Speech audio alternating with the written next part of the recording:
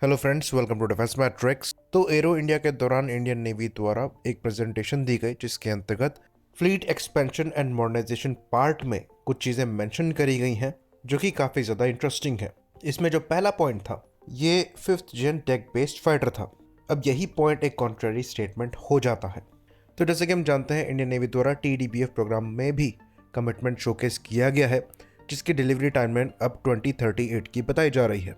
तो अगर हम TDBF प्रोग्राम पर ही रिलाय कर रहे हैं तो ये 5th जेन डेक बेस्ड फाइटर कहाँ से आया? क्योंकि अभी तक जो नॉन कॉन्फ़िगरेशन है उसके हिसाब से TDBF एक 4.5 जेन एयरक्राफ्ट होने वाला है जो कि हेविली 5th जेन फीचर्स के साथ आएगा जो कि AMCA प्रोग्राम से बोरो किए जाएंगे। ऑल्दो हमारे खुद के विश्लेषण में हमने ये कहा था कि अगर 2038 तक हम एक 4.5 जेन एयरक्राफ्ट को इंडक्ट कर रहे हैं जो कि ब्रांड न्यू होने वाला है तो ये बहुत ज़्यादा सेंस नहीं बनाता है, स्पेशली एयरफोर्स के कॉन्टेक्स्ट में। इसलिए एयरफोर्स को TDBF प्रोग्राम में पार्टिसिपेट नहीं करना चाहिए, पर नेवी के लिए 4.5 जेन फिर भी चल जाएगा। लेकिन अब नेवी द्वारा अपने मॉडर्नाइजेशन प्रोग्राम में 5th जेन डेक बेस्ड फाइटर को ऐड किया गया है। तो अब यहाँ पर कई सारे क्वेश्चंस उठते हैं। पहला सवाल तो ये उठता है कि क्या TDBF को लेकर नेवी आगे बढ़ेगी या फिर ये प्रोग्राम खत्म कर दिया जाएगा, क्योंकि अभी तक इसको लेकर फंड्स सैंक्शन नहीं किए गए हैं, या फिर इसको इवॉल्व किया जाएगा और यहाँ पर 4.5 जेन के बजाय 5th जेन प्लेटफॉर्म को डेवलप किया जाएगा। हो सकता है इसी डिजाइन में कुछ मॉडिफिकेशन किए जाए स्टेल्थ कैरेक्टरिस्टिक्स को इवॉल्व करने के लिए और रडार क्रॉस सेक्शन को फर्दर कम करने के लिए, क्योंकि यहाँ पर जो टाइम लिया गया है ये लंबा लिया गया है। अगर 4.5 जेन प्लेटफॉर्म ही डेवलप करना होता तो 2038 का प्रोडक्शन समझ में नहीं आता है। ये पहले ही हो जाना चाहिए क्योंकि ये प्रोग्राम AMC और तेजस मार्क 2 के पैरेलल में ही चल रहा है। लेकिन अगर यहाँ पर तीसरी चीज है तो वो सबसे खराब है। तो तीसरी चीज ये है कि अभी क्लैरिटी ही नहीं है कि किस डायरेक्शन में आगे बढ़ना है, और अगर ऐसा है तो ना हम यहाँ के रहेंगे ना हम वहाँ के। तो क्लैरिटी यहाँ पर सबसे ज्यादा जरूरी है।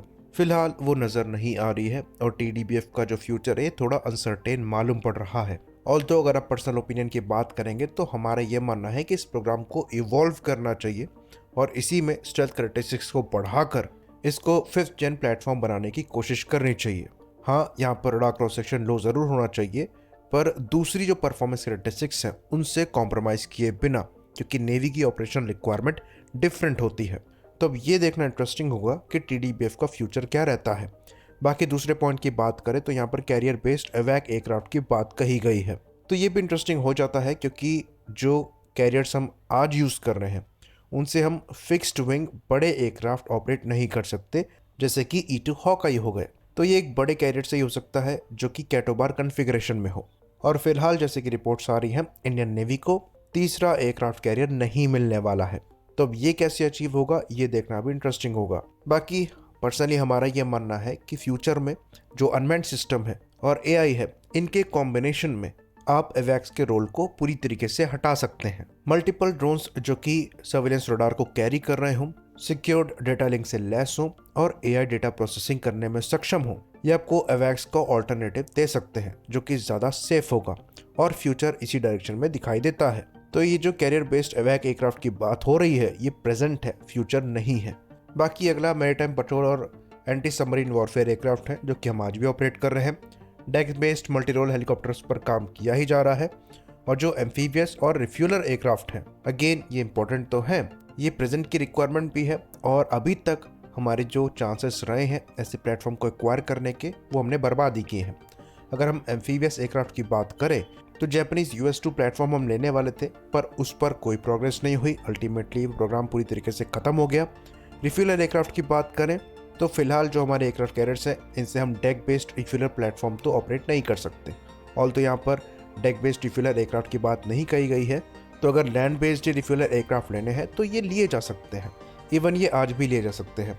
बाकी बात करें अनमैन्ड एरियल सिस्टम की तो इन पर हमारे द्वारा काम किया जा रहा है, और ये एक ऐसी फील्ड है जिसमें पर्सनली हमको ऐसा लगता है कि ब्राइट फ्यूचर इंडिया का एग्जिस्ट करता है, क्योंकि हमारे द्वारा प्रेजेंट में इस पर काम किया जा रहा है। तो ओवरऑल नेवी के जो गोल्स हैं ये डिसेंट नज़र आ रहे हैं और प्रैक्टिकली अचीवेबल भी हैं। खाली ये जो 5th जेन डेक बेस्ड फाइटर और कैरियर बेस्ड एवैक एयरक्राफ्ट की बात करी जा रही है, इस पर और ज़्यादा क्लैरिटी की रिक्वायरमेंट है। आई होप इन्फॉर्मेशन यहाँ पर क्लियर रही हो। इसी बात पर इस वीडियो को हम खत्म करेंगे। लाइक करिए, सब्सक्राइब करिए। जय हिंद।